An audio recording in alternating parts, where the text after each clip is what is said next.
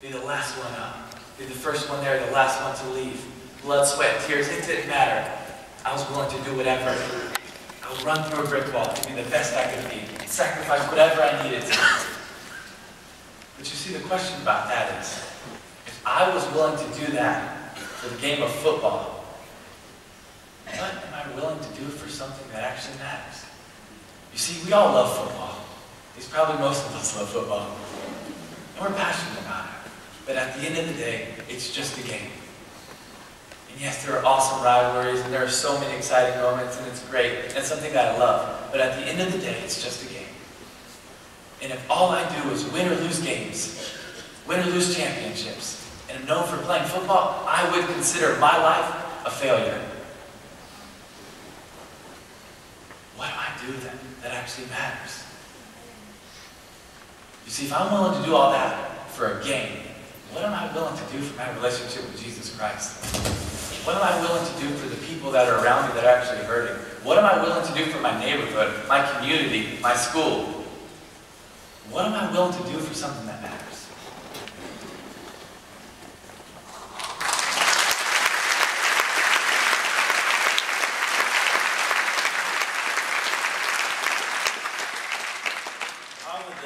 I would say that probably in our generation, I mean, you have been, not to be negative, but one of the most persecuted Christian athletes of our time.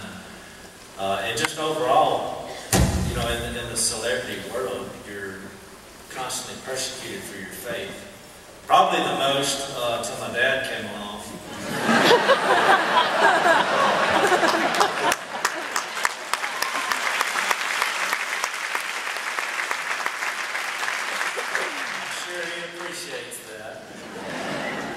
But I just feel like, and the reason I want to ask this question is because I remember what it was like to be a kid, to be, you know, I poured my heart out today to you. You know, when I was a 16-year-old kid who had surrendered his life to Jesus, I was still scared of what people were going to think.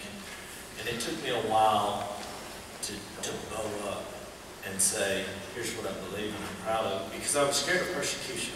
So what would you say, one, to the kids about that, and just how do you handle that?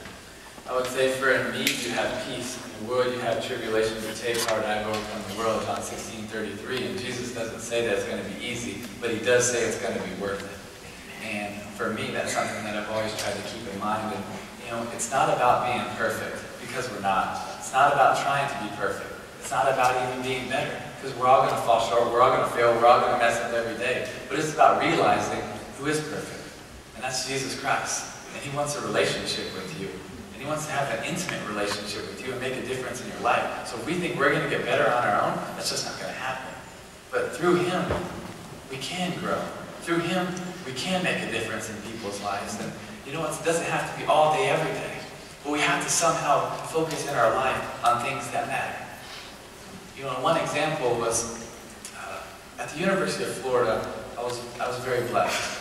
My freshman year, we won the national championship. My sophomore year, I won the Heisman Trophy. My junior year, we won another national championship.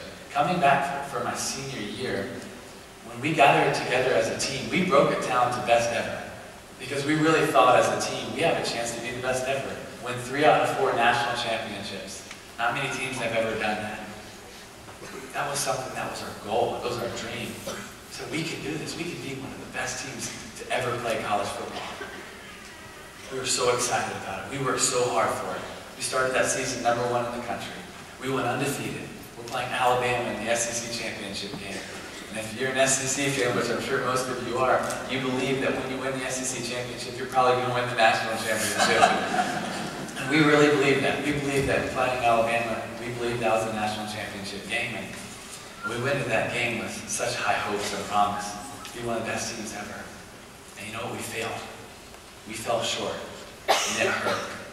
It did. I put so much into it, and we lost.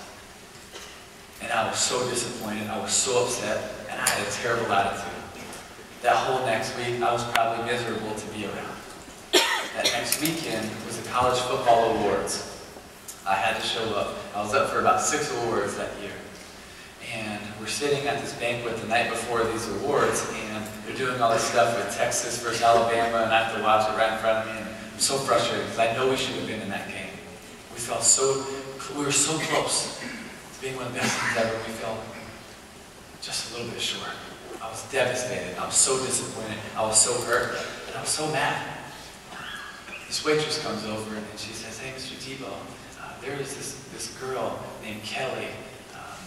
Her and her family drove from Virginia to see you. Is there any chance that you could see her?" And I said, "Absolutely, bring her in." You see, before that waitress came over to me, everything was about me.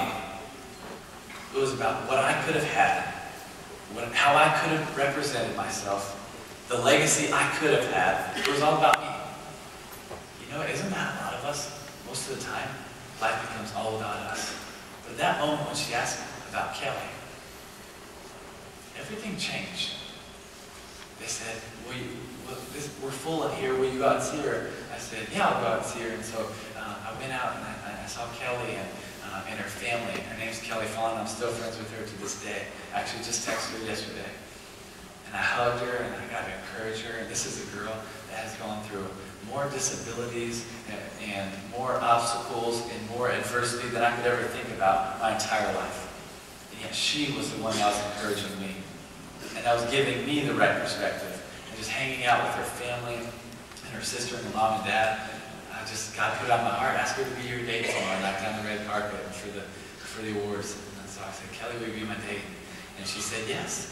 And the next day my uncle took her out to get her a nice dress. And so there we go, walking down the red carpet, having the best night. And you know what? My perspective was awesome the entire night. Because it was about Kelly. That night was about Kelly. It wasn't about me.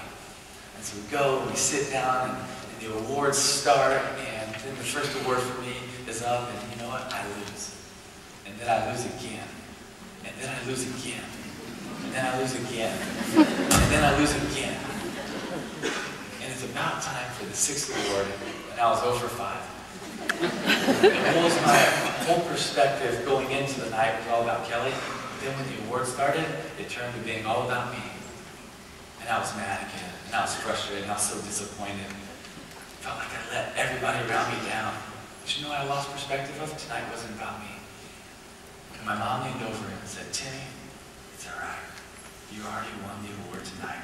You just don't get to receive your prize till heaven." You know what? It put everything back into perspective for me. Because it wasn't about me going up and receiving a prize for being a football player. It was about what I could do to put a smile on her face, make a difference in her life. Because that's why I was there. That's why I believe I was there.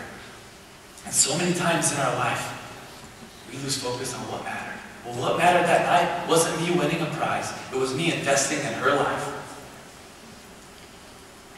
We got to think about in our life what really matters. And when we stop thinking about ourselves, we can start focusing on other people. And you know what? I fall short, and I do that all the time. But when we focus on Jesus and what He did for us, then we can focus on the people around us and what they're doing for us and how we can love them, how we can care about them, how we can make a difference in their life. Because honestly, I believe that's what we're here for. We're here to love God and love people. And it sounds so simple, but it's just not easy. Because we get in the way. So we can put ourselves aside and say, "You know what? God, I'm here for your purpose. What do you want to do in my life? How can I help the people around us?" Then I think that we'll have the peace that God intended for us.